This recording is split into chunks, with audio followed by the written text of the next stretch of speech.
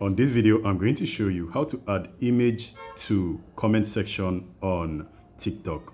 So if you are using TikTok and you want to add image on the comment section, this is just how to do that.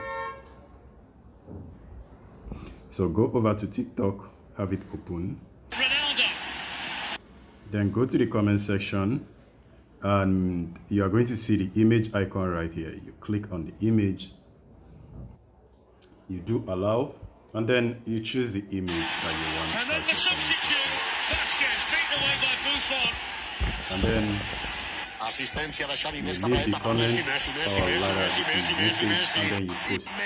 So it is going to appear. It is going to appear and you can clearly see the image has appeared.